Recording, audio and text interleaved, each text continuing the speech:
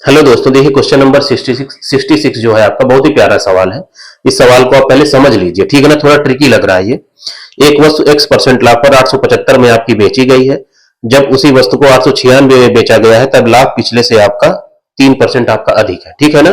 तो देखो, जब 875 में बेच रहे हैं तो x परसेंट लाभ हो रहा है, जब 896 में बेच रहे हैं 3% अधिक होगा।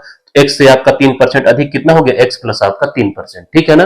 अब देखो, 875 और 896 में कितने का अंतर है आपका, 21 का। और यहाँ लाभ में अंतर कितने का है आपका, 3 का। तो इसी 3 की वैल्यू आपकी दी हुई है 3% का, ठीक है ना। 3% की वैल्यू आपको 21 दी हुई है, ठीक है ना। तो 1% की वैल्यू कितनी हो जाएगी आपकी, 7, ठीक है ना।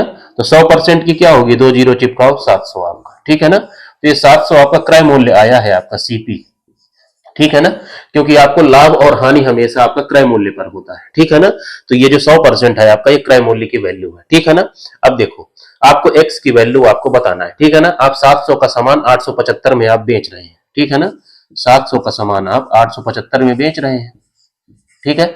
आपको x% आपका प्रॉफिट हो रहा है, इसी की वैल्यू आपको बतानी है। तो ये कितना हो जाएगा, देखो 175 अधिक है बटे में 700 अब गुणे में आपका 100, ठीक है ना। तो ये कट गया, ये क्या होता है, 25 सत्ते 175 होता है। तो 25% का प्रॉफिट होगा। तो जो x की वैल्यू है, ये जो x है आपका, ये 25% है, ठीक है ना। बाद वाला प्रॉफिट पूछे तो इससे 3 अधिक है, तो इसको बेचने पर होगा आपका 28% का प्रॉफिट, ठीक है ना। तो 25% वाला आपका आंसर होगा। तो क्या होगा, बी पार्ट आपका आंसर हो जाएगा, ठीक है ना।